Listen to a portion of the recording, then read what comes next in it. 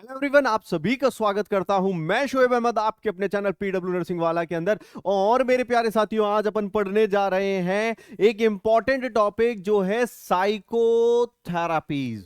तो आज जो हम बात करेंगे साइकोथेरापी के ऊपर बात करेंगे। साइकोथेरापी क्या होती है और किस प्रकार से कुछ टेक्निक्स होती है। देखिएगा होता क्या है, मैंने आपको पहले भी समझाया था कि जो हमारा टॉपिक है साइकोथेरापी, ये साइकोथेरापी एक तरह का ट्रीटमेंट मॉडलिटी होता है। साइकोथेरेपी है क्या? साइकोथेरापी होता है कि आप अपने पेशेंट का माइंड के अंदर होने वाले बिहेवियर, अफेक्शन और उसकी थिंकिंग को किस तरीके से मॉडिफाई करते हैं, इसको साइकोथेरेपी कहा जाता है। ये एक इंटरपर्सनल रिलेशनशिप होता है कि एक पेशेंट से आप किस प्रकार से व्यवहार निभाते हैं और फिर उसकी जिंदगी में होने वाली तकलीफ को किस तरीके से ठीक करते हैं। तो साइकोथेरेपी क्या है? एक ट्रीटमेंट मोडालिटी होती है प्यारे साथियों। तो ट्रीटमेंट मोडालिटी आप सभी जानते हैं कि हमेशा साइकेट्री जो होती है, उस साइकेट्री के अंदर पेशेंट का इलाज 3 प्रकार से किया जाएगा। यदि किसी के पेट में दर्द है तो हम ब्लड की जांचें करवा करके हम उसमें पता कर सकते हैं कि इसको गैस्ट्राइटिस हुआ है, अल्सराइटिस हुआ है या अपेंडिसाइटिस हुआ है। कोई सी भी बात हम पता कर सकते हैं। ट्रीटमेंट के तौर पे दवा देंगे, पेशेंट रिकवर हो जाएगा। बट जब हम बात करते हैं दिमाग के ऊपर, ब्रेन और उसके फंक्शनिंग यानी कि माइंड की बात करते हैं, तो सिर्फ दवा काफी नहीं होती। तो जो दवाओं का खेल होता है उसको तो हम किस में पढ़ते हैं? साइको फार्माकोलॉजी में। साइकोफार्माकोलॉजी में ड्रग्स के ऊपर बात करेंगे कि ऐसी दवाएं जो डायरेक्ट आपके ब्रेन के ऊपर इंपैक्ट करे। जनरली क्या होता है साइकेट्री में? सिडेटिव्स, एंजायोलाइटिक्स, मूड स्टेबलाइजर्स, ये जो दवा होती हैं यही दिमाग के ऊपर असर करती है। सेकंड बात आप याद रखिएगा, दवाओं के साथ साथ आपको देना पड़ेगा साइकोथेरापीज। साइकोथेरापीज क्या होती है? साइको का मतलब होता है माइंड, और माइंड के ऊपर एक ऐसी थेरापीज लगा रहे हैं। थेरापीज में मतलब क्या हो रहा है? जनरली हम उसका एनवायरनमेंट चेंज कर रहे होते हैं, जनरली उसकी थिंकिंग को चेंज कर रहे होते हैं, उसके बिहेवियर को मॉडिफाई कर रहे होते हैं। तो कुछ जो टेक्निक्स होती हैं जिनकी वजह से एक पेशेंट कुछ चेंजेस लाए उसके एनवायरनमेंट में, बिहेवियर में, कॉग्निटिव एबिलिटीज में, वो साइकोथेरापीज होती है। मान लीजिए कोई पेशेंट है, वो पेशेंट सिजोफ्रेनिया का है। उस सिजोफ्रेनिया इतना ज्यादा सीवियर है कि हमने उसको दवाएं देना चालू किया, दवाओं के साथ साइकोथेरेपी दिया, फिर भी नहीं सुधरती उसकी कंडीशन। तो हम एक और टेक्निक का इस्तेमाल करते हैं जिसको कहा जाता है ईसीटी कहा जाता है, इलेक्ट्रोकन्वल्सिव थेरेपी। इलेक्ट्रोकन्वल्सिव थेरेपी का मतलब क्या होता है? ब्रेन, देखिएगा हमारा दिमाग जो है ना, पूरा शरीर पूरा शरीर वर्क करता है केमिकल्स के ऊपर। आज अगर मैं कुछ बात बोल रहा हूं तो मेरे दिमाग से कुछ केमिकल निकल रहा है, वो कंट्रोल कर रहा है, आपके जुबान को कंट्रोल कर रहा है। तो यहां आपका जो भी साइकेट्रिक प्रॉब्लम हुई है वो कहीं ना कहीं ऑल्टरेशन ऑफ द हार्मोन्स और न्यूरोट्रांसमीटर्स की वजह से हुई है कि हार्मोन्स और न्यूरोट्रांसमीटर अप एंड डाउन हो जाएंगे, पेशेंट पागल हो जाएगा। तो हम क्या करते हैं? इलेक्ट्रोकन्वल्सिव थेरेपी यानी कि शॉक देते हैं, ब्रेन के ऊपर इलेक्ट्रोड्स प्लेस करते हैं और शॉक देंगे तो ब्रेन स्टिमुलेट होगा, और स्टिमुलेट होकर के वो हार्मोन्स को सिक्रीट करता है। जैसे कि जो लोग डिप्रेशन में होते हैं उनके अंदर हार्मोन सीरोटोनिन की कमी हो जाती है, और जब सीरोटोनिन की कमी होगी तो और ज्यादा डिप्रेशन, फिर और ज्यादा डिप्रेशन, डिप्रेशन करते करते एक ऐसा टाइम आएगा जब सुसाइडल टेंडेंसीज उसकी जिंदगी में आ जाएगी। तो हमने क्या किया? अलग अलग टेक्निक बनाई कि ऐसी टेक्निक जिनको मिलाकर के पेशेंट का रिकवरी बहुत फास्ट की जाए। तो अगला आपका ईसीटी। तो हमने आज जो हम पढ़ रहे हैं प्यारे साथियों, वो सब क्या है? हम आज पढ़ रहे हैं साइकोथेरापी के ऊपर। साइकोथेरापी, तो साइकोथेरापी क्या होती है? It is a it is a techniques that involves techniques that involves modification of modification of behavior of maladaptive behavior, thinking, affect by use of by use of interpersonal relationship, by use of interpersonal relationship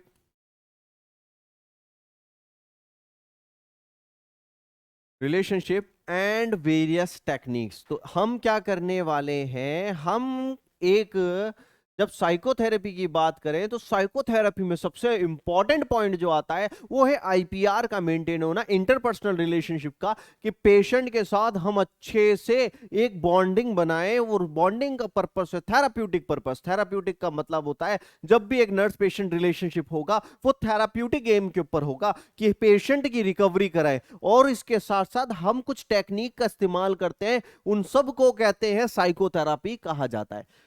जैसे कि मैं कुछ आपको techniques बताता हूं, ठीक है, कुछ आपको मैं टेक्निक्स बताता हूं जिसको हम क्या कह सकते हैं, कुछ आपको टेक्निक्स डिफाइन करते हैं। टेक्निक जैसे कि कई ऐसी टेक्निक होती है जिसमें हमें जनरली, हमें तो पेशेंट के मन की बात को बाहर निकालना है कि मन के अंदर उसके क्या स्ट्रेस वाली सिचुएशन चल रही है, कैसे वो सरवाइव कर रहा है, इसके ऊपर हमें वर्क करना है। तो पहली टेक्निक लेके समझाता हूं आपको, आ जाती है एग्जाम पॉइंट ऑफ व्यू से इंपॉर्टेंट है। तो हमारी techniques techniques of psychotherapy. Psychotherapy की अंदर क्या क्या टेक्निक होती है, साइकोथेरापी में क्या टेक्निक होती है, सबसे पहली टेक्निक आती है वेंटिलेशन। वेंटिलेशन पहली टेक्निक है, वेंटिलेशन। ये पूछ लेते हैं भैया, टेक्निक नंबर 1 वेंटिलेशन। वेंटिलेशन का मतलब क्या होता है, एक कमरे के अंदर हैं आप, उस कमरे के अंदर हवा का कोई एक्सचेंज नहीं है, तो आप अंदर ही अंदर घुटने लग जाएंगे। वैसे ही सेम कंडीशन आपके ब्रेन की है कि ब्रेन जो होता है, अगर उसके अंदर आपने स्ट्रेस बढ़ाते गए तो वो अंदर की तरफ बनते बनते एक प्रेशर क्रिएट कर देगा। वेंटिलेशन एक ऐसी टेक्निक है साइकोथेरेपी में जिसमें आप पेशेंट के अंदर की हवा, माने के अंदर का स्ट्रेस को लिबरेट आउट करते हैं, बाहर की तरफ निकालते हैं। इस कंडीशन को क्या कहते हैं, वेंटिलेशन। इसको कहते हैं, ऐसे भी एक शब्द कहा गया है, बॉटल अप। बॉटल अप, तो बॉटलिंग को हम कर रहे हैं तो पानी की, जैसे कि बिल्कुल सही बात है, पानी की बोतल को खोलते हैं, सोडा की बोतल को खोलते हैं तो उस टाइम पे अंदर से गैस निकलती है। तो उसी प्रकार से जब आपका माइंड बहुत ज्यादा स्ट्रेस ले लेगा और अगर हम उस स्ट्रेस को बॉटल्ड अप नहीं करेंगे तो अंदर ही अंदर बीमारी बन जाएगी। समझना, वेंटिलेशन देसी भाषा में कहें तो वेंटिलेशन का मतलब यह है कि पेशेंट के पास गए, जाकर के हमने पूछा भैया आपको क्या प्रॉब्लम है, पहले तो नहीं बताएगा बट फिर वो बताएगा सर मैं बहुत ज्यादा कर्जे के अंदर था, मैंने ये काम कर दिया था, मैं बहुत परेशान हूं, मैंने ये कर दिया। तो ये जो मन की बात को बोलना होता है, उसी कंडीशन को कहा जाता है वेंटिलेशन। ठीक है, it is a it is a technique in which it is a technique in which patient patient repressed repressed emotions are are allowed to release allowed to release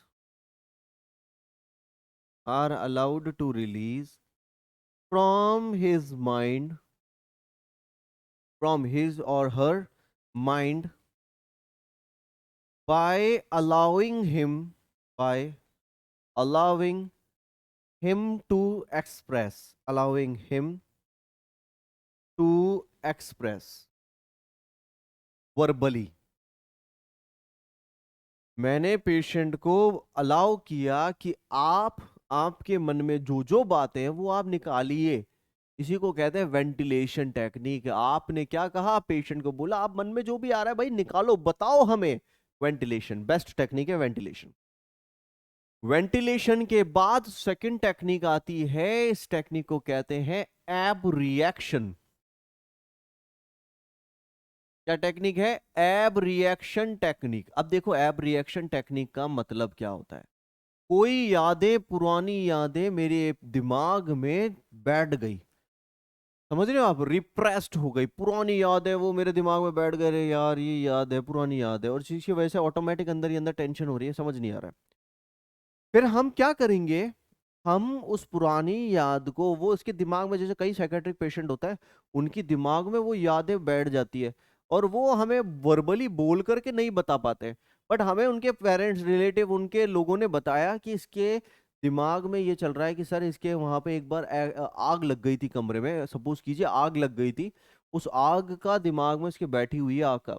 तो एब रिएक्शन में हम क्या करते हैं, सेम सिनेरियो माइनर क्वांटिटी के अंदर, same scenario आग लगे, सेम सिनेरियो माइनर क्वांटिटी के अंदर एक ड्रामेटिकली एक अपन परफॉर्म करते हैं। और उसको परफॉर्म जब करेंगे तो पेशेंट क्या होगा, उसको देखेगा आग लगी तो उसके जो अंदर के रिप्रेस्ड इमोशंस थे वो निकलेंगे। समझ रहे हैं आप बात को, इसको कहते हैं एब रिएक्शन। वो उस आग को देखेगा, देखने के बाद उसके अंदर वो रिस्पॉन्स निकलेगा, अरे यार ये आग लग गई, और वो दोबारा वो ही सीन जो है वो दोहरा रहे हैं। और जब वो दोहराएंगे उसके अंदर के इमोशन, जो बातें अंदर छुपी पड़ी थी उसके सब कॉन्शियस माइंड में, वो सब निकल के आ जाएगी। इसको कहते हैं एब reaction. It is a technique in which, it is a technique in which, in which repressed emotions, repressed emotions are allowed to come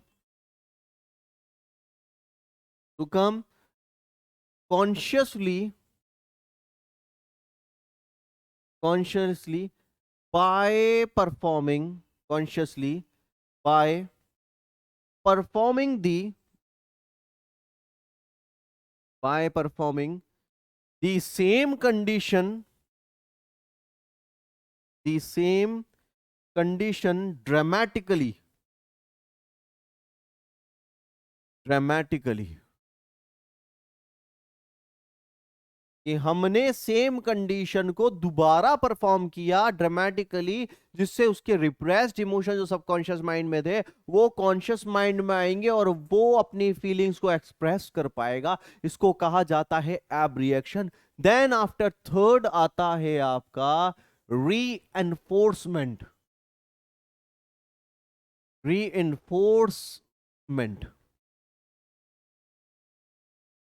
reinforcement का मतलब क्या होता है? रीइंफोर्समेंट, रीइंफोर्समेंट आपसे पूछा जाए रीइंफोर्समेंट का मतलब क्या होता है। एक होता है मैंने किसी इंसान को धक्का दिया, काम करो, ठीक है। एक होता है मैंने उस इंसान को शाबाशी दी, मैंने उस इंसान को कुछ पैसे दिए, गिफ्ट दिया। अब होगा क्या? रीइंफोर्स का मतलब होता है जब पेशेंट ने, मैंने, पेशेंट बहुत ज्यादा जंप कर रहा था, उचक रहा था, भागा दौड़ी कर रहा था, मैंने पेशेंट को बोला बेटा बैठ जाओ इधर। वो जब पेशेंट बैठ गया तो उसके एक अंदर के सहानुभूति के लिए मैं उसको शाबाशी दूं, मैं उसको एनकरेज करूं, मैं उसको कुछ गिफ्ट्स प्रोवाइड करूं। इसको रीइंफोर्समेंट होता है कि जब कोई इंसान कोई सिचुएशन में मान जाता है और फर्दर हमें उसको क्या करना पड़ता है, उसको आगे और ज्यादा एक्टिव कराना होता है, तो हम रिवॉर्ड्स देते हैं। इसी कंडीशन को रीइंफोर्समेंट कहा जाता है। ये भी एक प्यारी सी साइकोथेरेपी का टेक्निक है। तो जब पेशेंट मान लीजिए कोई अच्छा सा काम करने लग जाए तो आप उसको क्या करें, रीइंफोर्समेंट करें। ठीक है, रीइंफोर्समेंट दो प्रकार का होता है। आपने पेशेंट को बोला कि भैया यहां आकर के बैठ जाइए, वो पेशेंट बैठ गया तो आपने उसकी तारीफ कर दी, कुछ चॉकलेट्स दे दी, तो ये तो क्या हुआ, पॉजिटिव रिइंफोर्समेंट। अब पेशेंट को आपने बोला कि यहां आके बैठ जाओ और वो फिर भी नहीं आकर के बैठ रहा है, तो आप उसको नेगेटिव रिइंफोर्समेंट भी दे सकते हैं, जैसे कि टीचर स्टूडेंट को नेगेटिव रिइंफोर्समेंट देता है। स्टूडेंट को बोला था होमवर्क करो, नहीं करा, उसका बिहेवियर चेंज नहीं हो रहा है, तो आपने उसको हल्का सा मार लगा दी, पिटाई कर दी, ये नेगेटिव रिइंफोर्समेंट। बट साइकेट्री में मार पिटाई नहीं होती, नर्स और पेशेंट कभी मार पिटाई नहीं करते। हम उसकी जो यूजफुल चीजें हैं उसको कम करेंगे, जिसमें उसको इंटरेस्ट ज्यादा होता है उसको कम कर देंगे, तो ये रीइंफोर्समेंट होता है। In this technique, in this technique rewards are given, rewards are given to motivate, to motivate and to motivate and encourage, to motivate and encourage the patient. It might be, it might be positive or negative, it might be positive or negative reinforcement, negative reinforcement।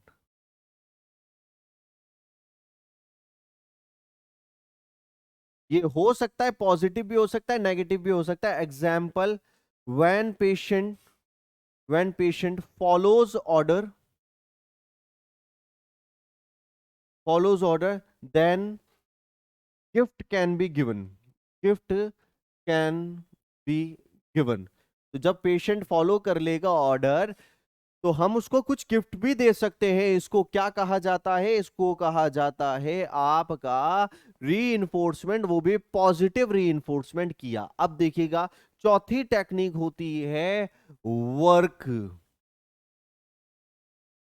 Work as therapy. Work as therapy का मतलब क्या है, खाली दिमाग शैतान का घर।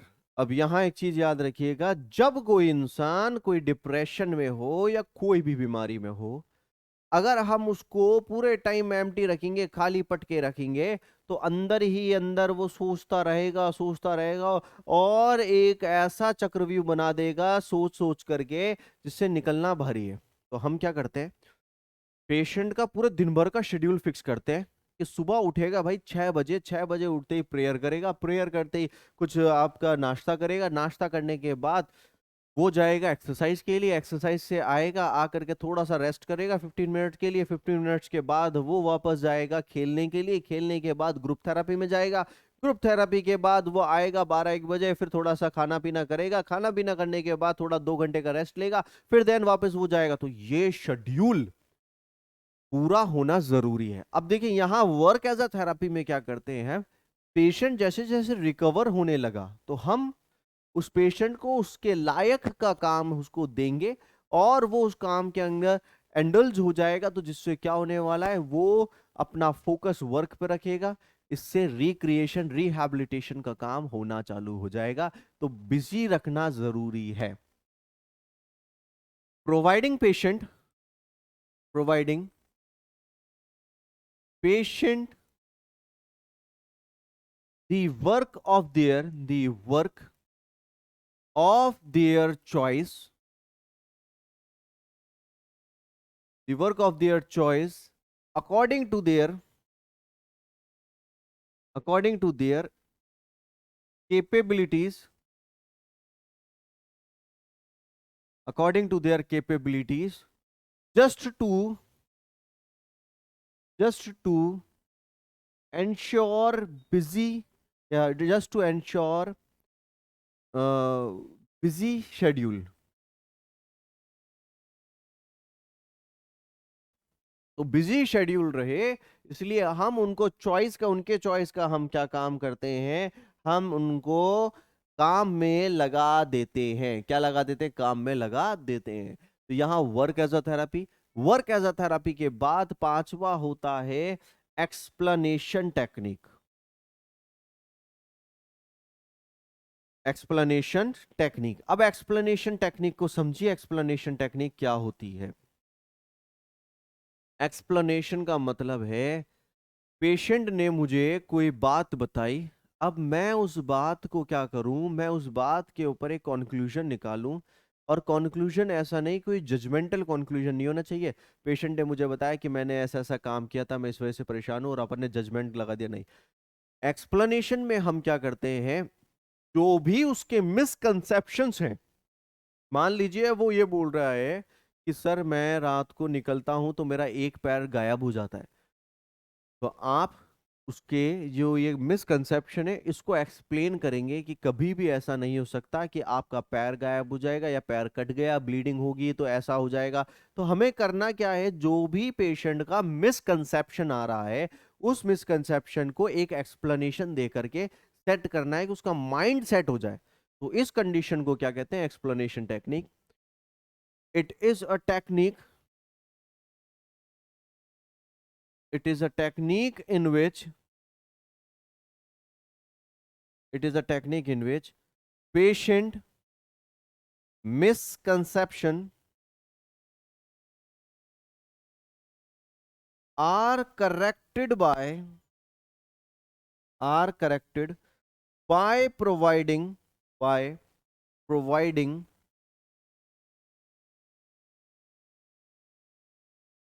conceptual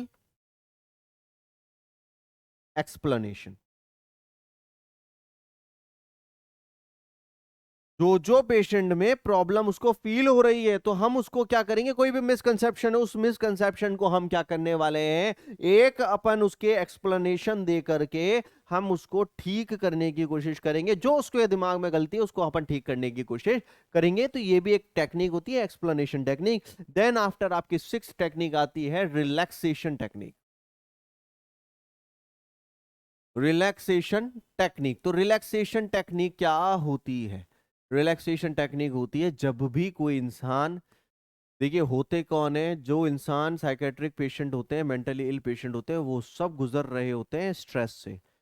जब एक स्ट्रेसर किसी पेशेंट के ऊपर इंपैक्ट डालता है, तभी जाकर के वो इंसान क्या होता है, डिप्रेशन या कोई भी बीमारी में गुजरेगा। अब एक चीज याद रखिएगा, स्ट्रेस दो प्रकार के हैं, एक बाहर वाला स्ट्रेस और एक होता है इंटरनल स्ट्रेस। सबसे खतरनाक है इंटरनल स्ट्रेस। आज किसी इंसान को दो कैटेगरी, एक लड़का एक लड़की, अगर लड़के को मैं बोलूं कि तुम्हारी वजह से ये गलती हुई है, तो लड़का हल्के में ले लेगा, अच्छा मेरी वजह से गलती हुई है। और अगर लड़कियों को मैं बोलूं कि तुम्हारी वजह से ये गलती हुई है, तो लड़की बोलेगी मैंने ऐसा क्या कर दिया, मैंने क्यों ये बोल दिया, मैंने कब सोचा था। तो वो इंटरनली अंदर से अपने आप को कमजोर करते जा रहे हैं। तो याद रखिएगा, जब आपकी विल पावर कमजोर हो जाएगी, आप ऑटोमेटिक इंटरनल स्ट्रेस के चक्कर में आकर के मेंटली इल हो जाएंगे।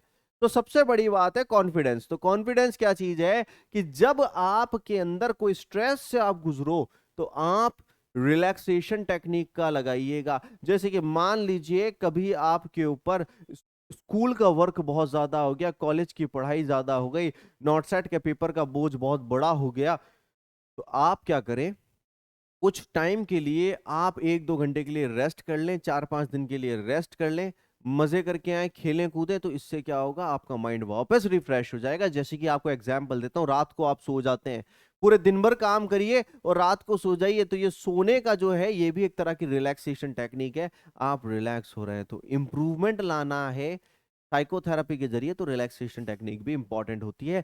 In this technique in this technique relaxation is done relaxation is done from the busy schedule, busy schedule from the busy schedule. Example, by playing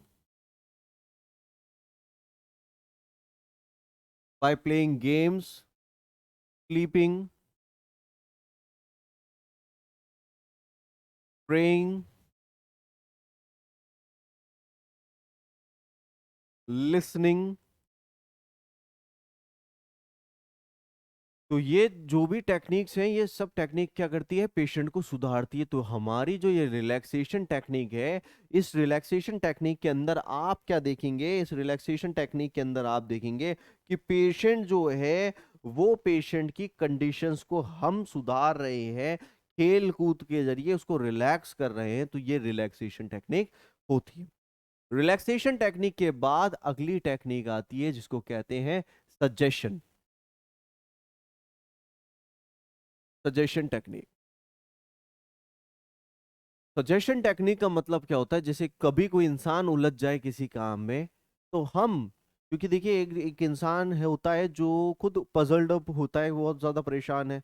तो जो इंसान पजल्ड है वो कभी भी अपने ओपन माइंडेड जैसी कैटेगरी में सोचता है वैसे वो नहीं सोच पाएगा। तो हम क्या कर सकते हैं, अगर वो परेशानी में है तो हम फ्री हैं, हमारे दिमाग से मस्त है हम, तो हम उसको कुछ सजेशन दे सकते हैं उससे निकलने के लिए। तो वो सजेशंस क्या करेंगे, उसको साइकोथेरेपी की तरह काम करेंगे और उसको वापस रिकवर करने में मदद करेंगे। तो यहाँ providing providing good suggestions,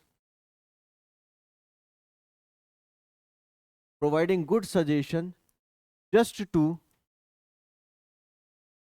providing good suggestion just to motivate the patient, motivate the patient and to patient and to come back from dangerous condition।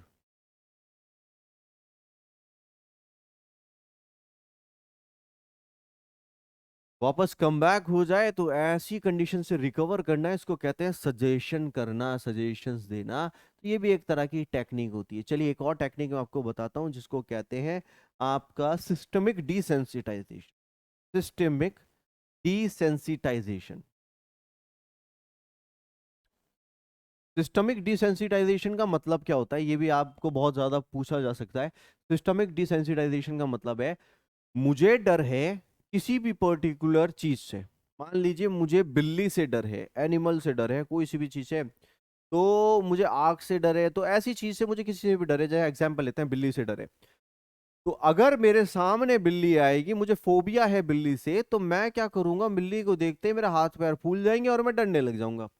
Systemic desensitization क्या चीज बताती है कि हम पेशेंट को छोटी छोटी क्वांटिटी में स्टिमुलाई, फोबिक स्टिमुलाई प्रोवाइड करेंगे। एक कमरे में मैं बैठा हुआ हूं, मेरे सामने से दूर से एक तरह से कहां से बिल्ली लेकर के गुजरेंगे, बिल्ली को देखते ही मेरे हाथ पैर फूलने लगेंगे। पास में एक और साइकेट्रिस्ट खड़े होंगे, वो मेरे को रिलैक्स करेंगे, अरे नहीं नहीं कोई बात नहीं, वो दूर से बिल्ली गई है, दूर से लेकर के गए, ठीक है, आज का दिन गुजरा।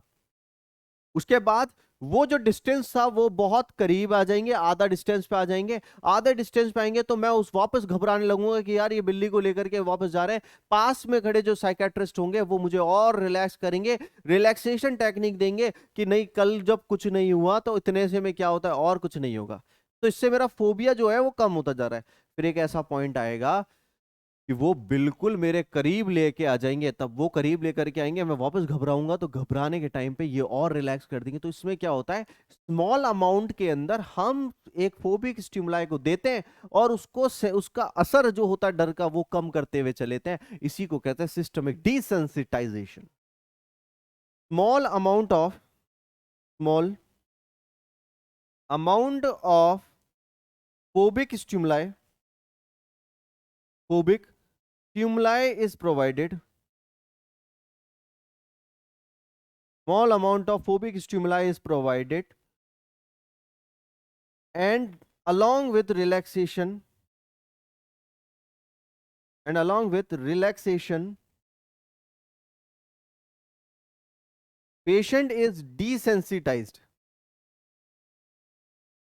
patient is desensitized, पेशेंट जो है वो डिसेंसिटाइज हो जाएगा, उसको कहते हैं सिस्टमिक डिसेंसिटाइजेशन। पहला तो ये है डर को धीरे धीरे धीरे स्टिमुलाई दे करके खत्म करें। और एक टेक्निक ये आ जाती है कि हम पेशेंट को डायरेक्ट कोई भी जो डरने वाली चीज है, बिल्ली से डर लगता है तो बिल्ली लेकर के आए और उसकी गोद के अंदर हमने पटक दी, ये ले भैया तो वो क्या होगा, एक बार तो चीखेगा, चिल्लाएगा, रोएगा धोएगा, बट जब वो उसके पास रहेगी तो ऑटोमेटिक वो अपने आप को ढालेगा। यहाँ दिक्कत ये है, फ्लडिंग हम इसलिए अवॉइड करते हैं क्योंकि कई पेशेंट होते हैं कार्डियक अरेस्ट वाले, हमने बिल्ली ला करके दे दी और वो सदमे में जाकर के हार्ट पकड़ा और चल दिए दुनिया से। तो फ्लडिंग को अवॉइड करते हैं, सिस्टमिक डिसेंसिटाइजेशन को ज्यादा यूज में लेते हैं। तो यहाँ सडन एक्सपोजर कर रहे हैं, sudden exposure of stimuli, sudden exposure of stimuli, sudden exposure of stimuli to the phobic person, phobic person to desensitize condition, to desensitized condition, condition को डिसेंसिटाइज करने के लिए हम क्या करेंगे, सडन स्ट्यूमलाई दे देंगे। तो यही कंडीशन को कहते हैं फ्लोडिंग, यानी कि फ्लडिंग वाली कंडीशन कहा जाता है। क्या कहा जाता है, फ्लडिंग वाली। एक कंडीशन और आप याद रखिएगा जिसको कहते हैं परसुएशन, परसुएशन कंडीशन। परसुएशन का मतलब क्या होता है, माल अडेप्टिव बिहेवियर है, किसी का गलत हरकत है, शराब पीने भगते हैं, तो हम क्या करते हैं इस परसुएशन के अंदर सिर्फ और सिर्फ क्या करते हैं, मॉडिफिकेशन ऑफ बिहेवियर, उसके बिहेवियर को मॉडिफाई करोगे। और वो कैसे भी कर सकते हो, मार पीट करके, बिठा करके, कैसे भी। इस कंडीशन को परसुएशन कहते हैं। In this technique, in this technique modification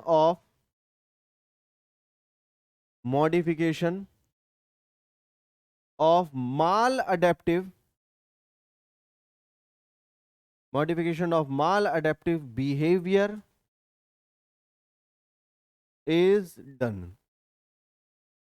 तो माल अडेप्टिव बिहेवियर है, उसको मॉडिफाई करना, इसको परसुएशन कहा जाता है। क्या कहा जाता है, persuasion is the technique of modification of mall adaptive behaviour. जितना भी माल अडेप्टिव बिहेवियर है उसको मॉडिफाई करना, इसी टेक्निक को आप क्या कहते हैं, परसुएशन कहा जाता है। एक साथियों यहां आप सभी को साइकोथेरेपी के बारे में समझाता हूं। एक साइकोथेरेपी है जिसको हम कहते हैं मिल्यू थेरेपी। कौन सी, मिल्यू थेरेपी। ये थेरेपी क्या होती है, इसको समझना, मिल्यू थेरेपी क्या होती है। ये थेरेपी है एनवायरमेंट को मॉडिफाई करने वाली थेरेपी। आज एक इंसान, आप सभी को बताते हैं, आज एक इंसान शराबियों के बीच में बैठता है और उसका ग्रुप ही पूरा ऐसा है, तो वो कभी भी एक भला इंसान नहीं बनेगा। मिलियोथेरेपी में क्या बोला गया कि आप पेशेंट का एनवायरनमेंट को चेंज कर दीजिए। मान लीजिए कोई एनवायरनमेंट उसका क्या है, आप उसका एनवायरनमेंट जो है बहुत ज्यादा स्ट्रेस्ड एनवायरनमेंट है, तो उस एनवायरनमेंट को आप जब चेंज करेंगे तो पेशेंट की कंडीशन इंप्रूव होने लग जाएगी। ये कंडीशन मिलियोथेरेपी है। मान लीजिए किसी इंसान को बहुत ज्यादा बाहर निकलने से डर लगता है, ग्रुप से इंटरेक्ट करने से डर लगता है, किसी से इंटरेक्ट करने से डर लगता है, आप उसका एनवायरनमेंट मॉडिफाई कर दीजिए। जैसे ही आप एनवायरनमेंट मॉडिफाई करेंगे उसके अंदर आप चेंजेस आपको देखने पड़ेंगे, क्योंकि कई लोग होते हैं जो अंदर ही कमरे के अंदर पड़े रहते हैं, सोते रहते हैं। तो एनवायरनमेंट चेंज करिए, वो डिप्रेशन से, प्रॉब्लम से निकलना चालू कर देंगे। तो यहाँ it is a therapy, it is a therapy that is, it is a therapy that is also called as, also called as environment modification,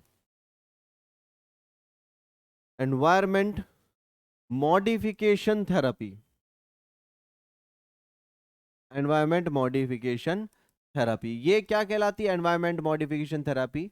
इसमें क्या करते हैं, in this therapy, in this therapy patient mall adaptive environment is changed or reconstructed, changed or reconstructed, change or reconstructive into healthy environment, environment। एक healthy environment में change करना है, जो भी उसका एनवायरनमेंट है। जैसे कि आप मानिए पेशेंट अलोन रहता था, है ना, अलोन रहता था, तो हमने उसको ग्रुप थेरापी के अंदर डाल दिया, ग्रुप थेरापी में डाल दिया, इसमें वो खेलने कूदने लग जाएगा। तो यहाँ हम सेफ एनवायरनमेंट प्रोवाइड करेंगे, safe and secure environment provide करते हैं। कैसा सेफ और सिक्योर एनवायरनमेंट प्रोवाइड करेंगे, जिसमें नर्स, साइकेट्रिस्ट, साइकोथेरापिस्ट, ये सब वहां मौजूद होंगे। क्योंकि अगर ये मौजूद नहीं होंगे तो मान लीजिए एनवायरनमेंट में सारे पेशेंट को छोड़ दिया, वो लड़ भिड़ लेंगे। तो यहाँ हमने उनका एनवायरनमेंट मॉडिफाई किया।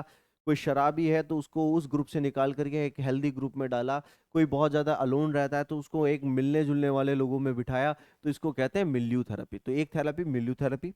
एक और थेरापी आती है जिसको कहते हैं आपका individual therapy. Individual therapy, individual therapy का क्या मतलब है? एक तो होता है, मान लीजिए, एक होता है आप सभी को मैं बिठा करके 500 लोगों को बिठा करके आपके डाउट सॉल्व करूं, कि 500 के 500 बैठ गए और सारे 500 के अंदर कोई ना कोई प्रॉब्लम है, तो मैं उनको सबके डाउट सॉल्व करूं। किस किस के डाउट सॉल्व कर पाऊंगा? एक रैंडमली मैं हाथ ऊपर करके पूछ लूंगा कि आप आपके क्या डाउट्स है। बट यदि मैं एक एक पेशेंट को बुलाऊं कि हाँ भाई आपका क्या है प्रॉब्लम, क्या दिक्कत हो रही है, किस तरीके से हो रही है, तो मैं उसको ज्यादा समझ पाऊंगा और ज्यादा उसके ऊपर रिलैक्सेशन टेक्निक्स और बाकी टेक्निक्स में उस पर लगा पाऊंगा। तो एक थेरापी, इंडिविजुअल थेरापी का यही कहना है कि आप रादर देन एक ग्रुप को फोकस करने से बढ़िया है एक इंडिविजुअली लोगों को पकड़े और उनको, पेशेंट्स को आप ट्रीट करना चालू करें इंडिविजुअल बेसिस के ऊपर। तो वो ज्यादा एक आउटकम देगा। तो यहाँ इंडिविजुअल थेरेपी यही होती है। It is a therapy, it is a therapy in which patients are treated, patient are treated,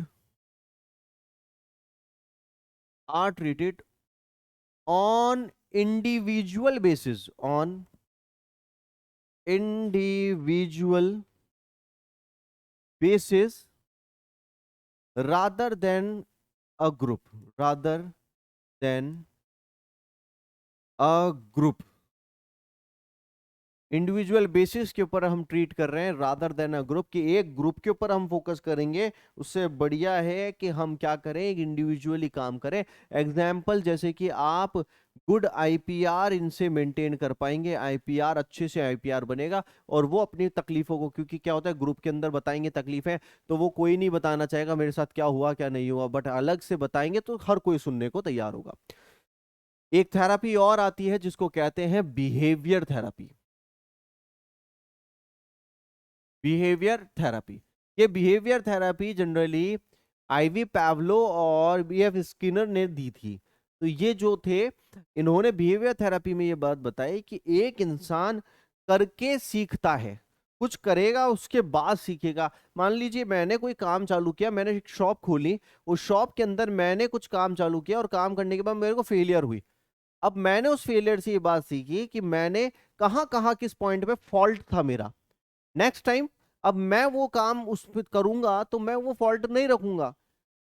तो यही बिहेवियर थेरेपी के अंदर बताया गया कि एक पेशेंट कैसे सीखता है, वो करके सीखता है, कुछ काम करेगा और उसके बाद सीखेगा।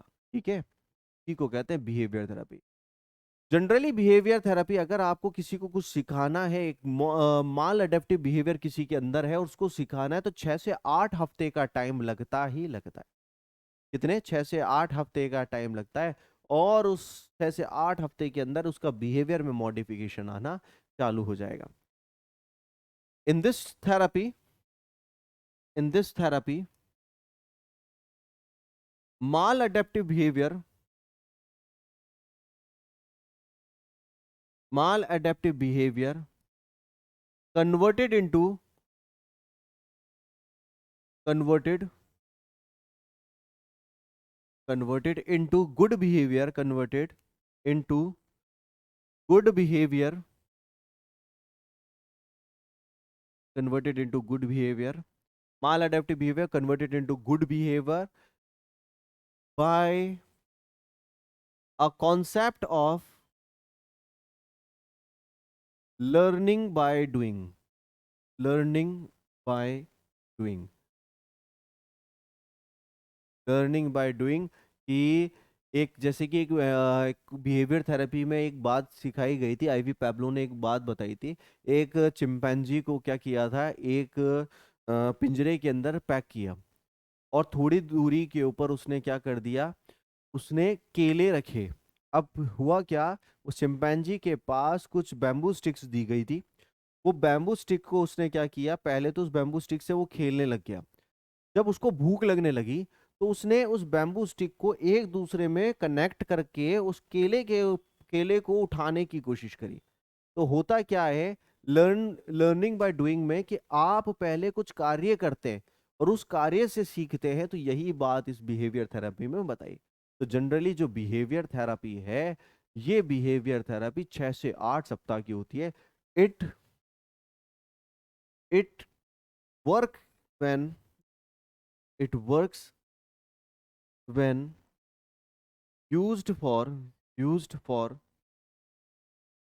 6 to 8 वीक्स, 6 to 8 वीक्स के लिए लगाएंगे, तभी जा करके बिहेवियर मॉडिफिकेशन आपको देखने को मिलेगा। एंड देन आफ्टर एक और थेरेपी आती है जिसको कहते हैं कॉग्निटिव थेरेपी। कॉग्निटिव थेरेपी, अब कॉग्निटिव थेरेपी का मतलब क्या है, कि पेशेंट का थिंकिंग प्रोसेस ऑल्टर्ड है, सोचने की क्षमता उल्टी हो चुकी है, कॉन्सेप्ट नहीं बन पा रहे हैं, मिसकॉन्सेप्चुअल होता जा रहा है, कोई भी अलग सा कॉन्सेप्ट बना रहा है। तो आप कॉन्सेप्चुअल थेरेपी में क्या करते हैं, हम उसके कॉन्सेप्ट को ठीक करते हैं, उसकी थिंकिंग को सुधारते हैं। जनरली 12 से 16 सप्ताह का टाइम लग जाता है किसके कॉन्सेप्ट को सुधारने में। तो यहां आप देखेंगे, in this therapy in this therapy wrong misconcept misconcepts are corrected by providing providing suggestion, explanation, so that patient get new concept, patient नए कॉन्सेप्ट और सीख सके। तो ये ही क्या कहलाती है, कॉग्निटिव थेरेपी कहलाती है। It is done for 12 to 16 week, ये 12 to 16 वीक के लिए हम अपनाते हैं। तो जनरली आपने क्या देखा, वेरियस टेक्निक और वेरियस आपने वो देखे जिसको थेरापीज कहा जाता है। तो आज हमने क्या पढ़ा, हमने बात की टेक्निक्स के ऊपर, कौन कौन सी टेक्निक होती है, और कुछ थेरापी के ऊपर हमने बात करी कि आपकी थेरापीज होती है। जैसे कि आपको मैंने बताया, अगर एनवायरनमेंट मॉडिफाई करोगे तो वो आपकी मेलियू थेरापी कहलाती है। अगर आपने पेशेंट के सोच को बदला तो ये कॉग्निटिव थेरापी होती है। अगर आपने वर्क किया पेशेंट के बिहेवियर को बदलने के लिए, ये बिहेवियर थेरेपी होती है। और यदि एक एक इंसान को पकड़ करके आप उसका ट्रीटमेंट कर रहे हैं, इसको इंडिविजुअल थेरेपी कहा जाएगी। एक सवाल मैं आप सभी से एक पूछता हूं, और वो सवाल ये है कि रिप्रेस्ड रिप्रेस्ड इमोशंस को पेशेंट के रिप्रेस्ड इमोशंस को रिलीज किया released by creating repressed emotion by releasing critical by creating stress situation। जिस सिचुएशन की वजह से वो प्रॉब्लम में है उसको वापस रिक्रिएट किया, तो ये कौन सी तरह की टेक्निक होती है। वेंटिलेशन, एब्रीवेशन, एब्रिएक्शन, सजेशन, एक्सप्लेनेशन, कौन सी टेक्निक होती है कि पुरानी यादें छुपी हुई है, वो निकल नहीं पा रहा, तो उसको वापस एक ऐसी सिचुएशन बनाई और उससे निकालने की कोशिश की, उसको क्या कहेंगे। तो प्यारे साथियों, आज की क्लास में आपने देखा कि वेरियस टेक्निक होती है साइकोथेरेपी में, कुछ साइकोथेरेपीज के बारे में आपको बात करी। तो आपसे मिलते हैं अगले वीडियो में। आप सभी का बहुत बहुत शुक्रिया। Thank you guys.